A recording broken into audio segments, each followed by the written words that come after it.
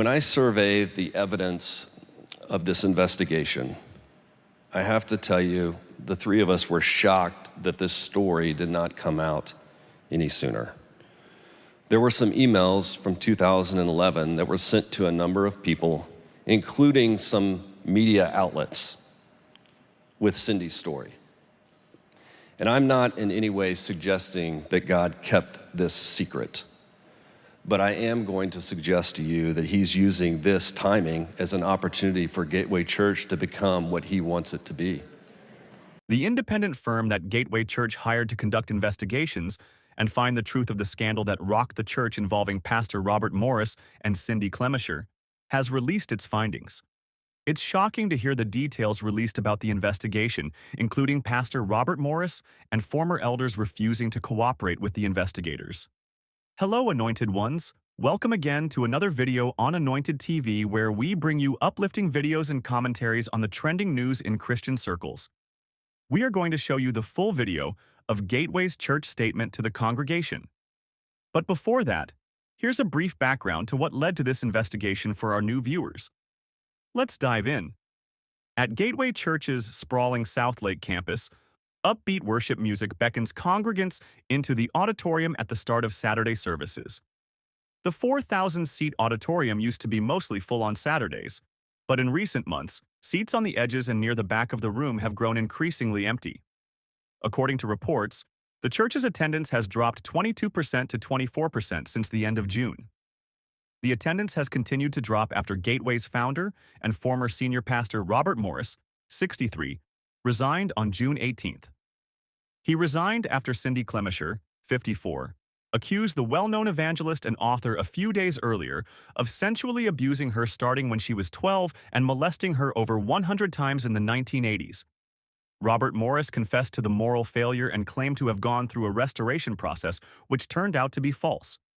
He even claimed that he returned to ministry with the blessing of Cindy's father, which she said was a lie.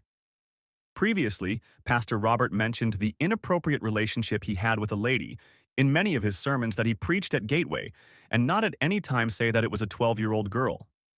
This is what led to people demanding his resignation when Cindy told her version of the story.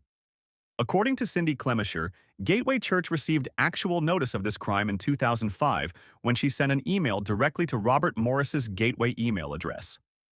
Former Gateway elder, Tom Lane, received and responded to her email acknowledging that the sexual abuse began on December 25, 1982, when I was 12 years old.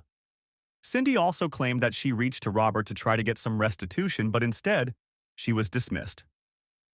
She said that Robert said that he could only give her £25,000 if she decided to sign a non-disclosure agreement, which she refused. After a public uproar, Gateway Church elders decided to appoint the outside law firm, Haynes & Boone, to conduct an independent and comprehensive inquiry related to the scandal. Since then, people have been waiting for the report of the investigation to finally know the truth of the scandal and if any of the elders contributed to the cover-up. I am pleased to share with you that Haynes & Boone have released their report that Trey Wilbanks read to the congregation during this past weekend's church service. As you know, back in June, Gateway Church engaged the law firm Haynes & Boone to conduct an independent investigation related to the childhood sexual abuse of Cindy Clemeshire by her former senior pastor. Haynes & Boone completed their work a few weeks ago, and their findings have been presented to the members of a subcommittee that was formed to receive and act on these findings. This subcommittee of the Board of Elders is made up of myself, and Kenneth Fambro, and Dane Miner, who also continue to serve as elders. Today, I'm going to share with you, as members of Gateway Church, a summary of the facts that we have learned. First, what happened to Cindy was heartbreaking and vile, and we denounce any sexual abuse in all of its forms. We feel deep sorrow for those who have been victimized by such despicable actions. But I do want to take a minute, and I just want to appreciate Cindy for her bravery in telling her story, for helping bring some awareness to this issue.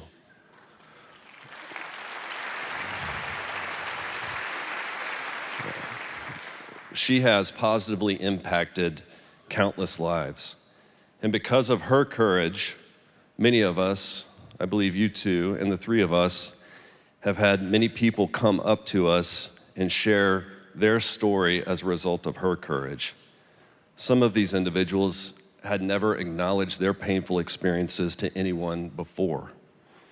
And we, as elders, are continuing to pray for their healing as well. Over the years, Robert shared his version of a story that he was unfaithful in his marriage while he was in his early 20s. And according to this version, Robert confessed his sin to apostolic leaders in the late 1980s, many years before Gateway Church was formed.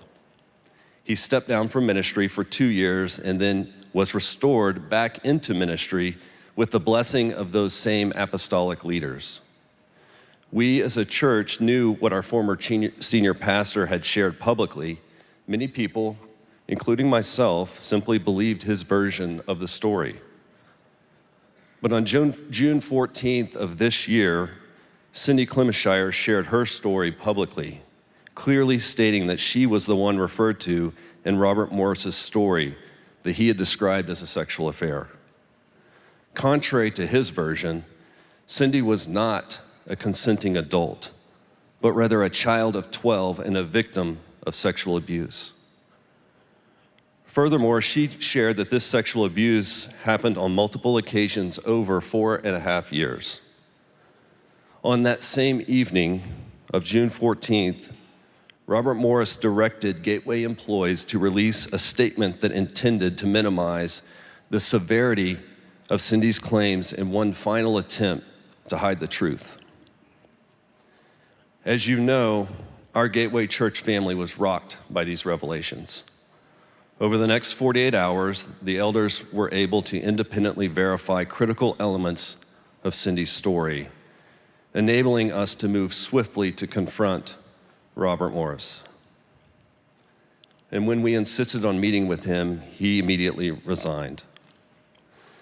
Despite his resignation, we knew that further investigation was needed, and we knew that we as elders did not have the objectivity or the qualifications to properly investigate. Thus, we hired Haynes and Boone to conduct the internal investigation. It truly had to be independent, meaning it was conducted by a law firm with no prior connection to Gateway Church or to any of us. They were given full access to our staff and internal communications, but we also knew from the beginning that this investigation would have certain limitations. A number of leaders, senior leaders at Gateway Church, had transitioned out over the last 24 years. And we have no power to compel anyone to participate in this investigation if they chose not to. To date, there have been 6 individuals who have declined to meet in person with Haynes and Boone, including Robert Morris.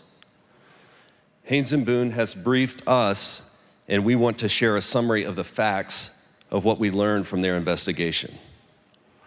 For starters, I want you each to know that none of the 3 of us on the committee had ever heard of any sexual abuse allegations against Robert Morris until the middle of June when Cindy Clemeshire shared her story. Haynes and Boone's specific task was to conduct an independent investigation into both the conduct of Robert Morris, not limited just to Cindy Clemeshire, and what was known and when by various individuals who have served in leadership throughout Gateway's history. Our church cooperated fully. Haynes and Boone was very diligent with their work, and during the course of their inquiry, they collected 680 gigabytes of data, reviewed thousands of pages of documents and emails, and interviewed more than 24 individuals. In total, hundreds and hundreds of hours were expended on this investigation. Confidentiality agreements, where relevant, were released. And as I said before, there were 6 individuals who refused Haynes and Boone's request for in-person interviews. We are relieved to share with you that in the course of their investigation, Haynes and Boone did not learn of any other allegations of sexual assault by Robert Morris. So no other abuse by him has been reported or uncovered in the investigation.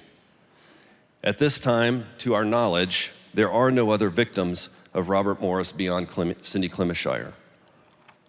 However, we do want to be very clear to those of you sitting here today and to those of you who are not with us but who may hear or read our comments. If you or someone you know is a victim of sexual abuse by a current or former leader of this church, and you have not felt comfortable sharing your story, we ask that you would do so. You can contact us directly at connect@gatewayelders.com. Your email will be held in the strictest of confidence. And to anyone out there, if you are a victim of sexual abuse as a child, please know that you cannot have consented. No child can consent to sexual abuse. Here at Gateway, we want to create a culture where individuals feel safe reporting abuse and any other serious issues. We learned from the investigation about what elders knew before June 14th, 2024, and what actions they took or failed to take. We now know that there were elders and employees at Gateway who knew before June 14th, 2024, that Cindy was 12 at the time of the abuse. Additionally, we also learned there were other individuals who were notified in the years prior to June 14th, 2024, about these allegations of abuse, but failed to inquire further. In other words, there were two groups.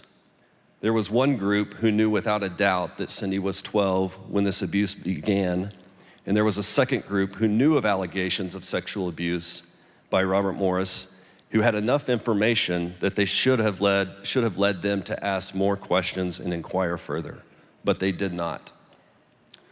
Both groups are fundamentally wrong and simply cannot and will not be tolerated at Gateway Church. As a result, we have decided to draw a very bright line here based on biblical and moral values and the values of our church family. And we can report to you that as of today, no individuals in either group serves as an elder, is employed by, or works at Gateway Church. They have been removed. Many of you may be wanting more specific details. First, you need to know that Gateway Church is currently the target of various pending and/or threatened litigation matters, including some financial demands that we have received from Robert Morris, which, to be clear, we are rejecting. Second, you also need to know that Gateway Church is currently and fully cooperating with an ongoing criminal investigation, the details of which we can't share with you at this time, and it prohibits us from saying more, but I can share that neither the church nor its current leadership are subjects of this criminal investigation. These past 4.5 months have been very difficult and challenging time for our church, but it also has shown the strength and the beauty of Gateway Church. And the time has come for us to look ahead. And today we are making a decision on the things we will do as a church to be better. I like what Pastor Levi said last week. Our pain will not be our template. In practical terms, we're working very diligently to review our internal systems to make sure that all of our ministries and operations carry the highest standards for excellence, integrity, and safety. And we have examined our governance processes here at Gateway, and the truth is, the events of these last several months have demonstrated that there was a massive governance and accountability failure here at Gateway Church. It was a failure of culture. And we must be honest with ourselves and acknowledge that our culture allowed this truth to be buried for too long. When a church becomes centered around one pastor alone, it's lost its way. And unfortunately, we have come to the realization over the last several months that at some point in the past, the culture at Gateway became one where power was centralized and the leader at the top was surrounded by people who wanted to protect him, some of them at all cost. And this unchecked leadership approach goes precisely against the scriptural instruction given to us in Mark 10:42 through 44, where Jesus instructs us to serve one another, just as he came not to be served, but to serve. And there are many things that we can do as a church, and we will do in the coming weeks and months and years to ensure that we have a culture of accountability where something like this can never happen again. So as we must accept that this was a massive governance failure, we must be proactive in providing strong and independent governance by implementing checks and balances on future pastors and church leaders. And in that spirit, we are currently working to make some very significant changes to our church's bylaws. And while this is still a work in progress, I do want to mention to you several specific areas where we are making revisions. First, we will no longer have apostolic elders at this church. We have concluded that this office of apostolic elders, as designed, did not function properly, and we have already eliminated this office. Second, we will no longer have staff members serve as elders. With the exception of our future senior pastor and potentially an executive pastor, both of whom might serve in some capacity, but it would be a non-voting capacity. We believe that the voting members of the Board of Elders should be comprised only of non-staff elders. And ultimately, it should be individuals who do not report to a senior pastor. We must bring this level of independence and objectivity to our eldership, and it has been lacking in the years past. This last 4 months, as I processed a lot of what's happened, I continue to be amazed that God, in his infinite wisdom, decided to use a collection of imperfect people, us, in an imperfect institution, a church, as his way to spread the gospel. But that's what he did. And it's what he's going to continue to use to spread the gospel. On my way here, I was struck by this verse in Psalms 92. It says, "Those who are planted in the house of the Lord will bear fruit in old age. They will be fresh and flourishing." So we must learn from the mistakes of the past, or we will be doomed to repeat them. And an honest assessment of our church reveals that, like many churches today, we've become too metric-driven. We're too focused on maybe a single individual or pastor. We've become less relational, and we've moved away from the original intention of church. And that is perhaps the defining problem of our time and in our church communities today. And we must reject the temptation to measure a church success simply on attendance and giving. Metrics, while good, do not accurately reflect or measure the health of a church. And we must be a church that's focused on making disciples of the nation and spreading the gospel of Jesus Christ.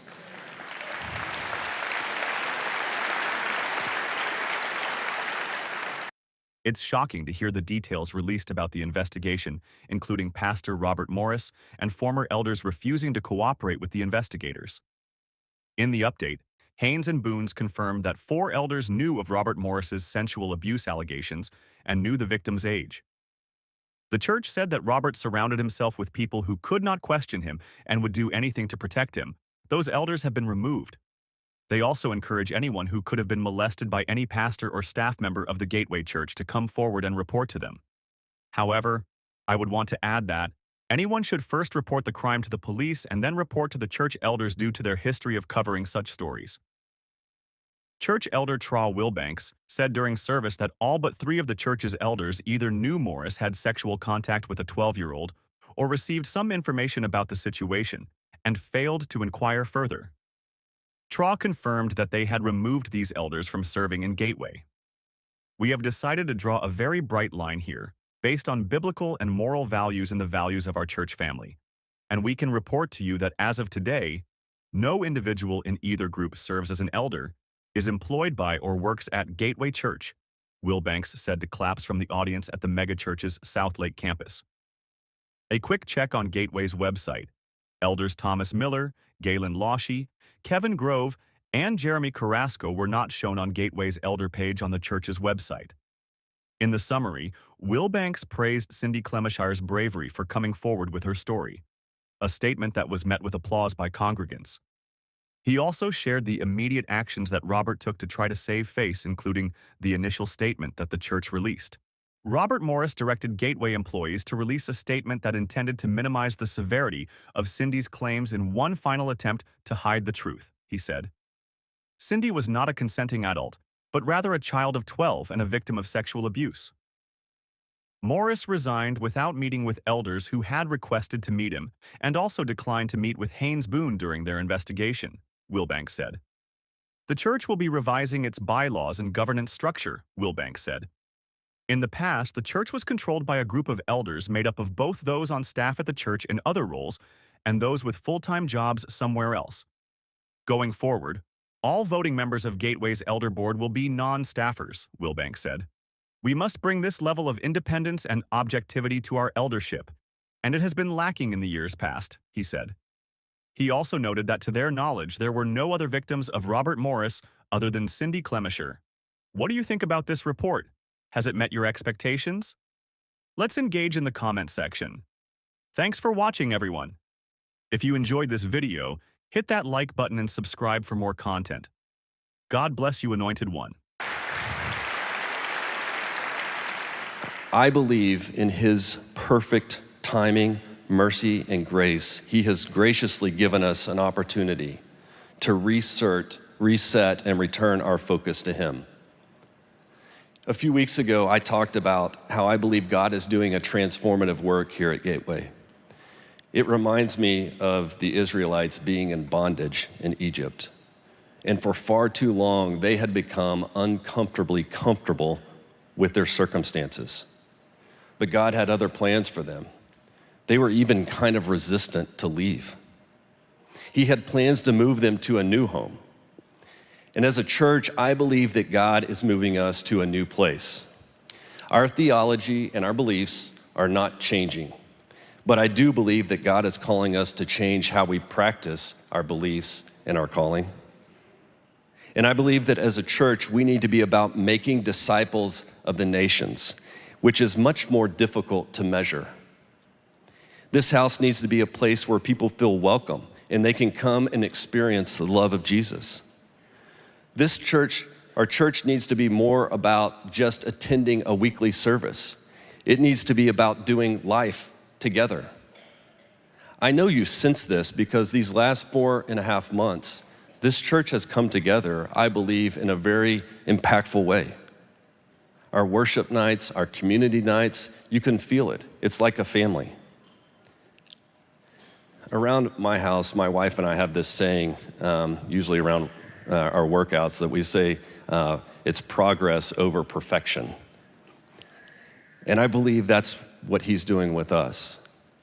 It's going to be progress, one step at a time. And just as He guided the Israelites, so He's going to guide us in this season. And just as He guided the Israelites as a nation, He's going to guide us as a family. We will get through this transformation together. I remain so thankful for you in this church. I truly know that our best days are ahead of us. We are healing as a church family, and we are rebuilding our foundation with the instructions of our Lord Jesus, that we are to love our God with all of our heart, soul, mind, and strength, and that we are to love our neighbors as ourselves.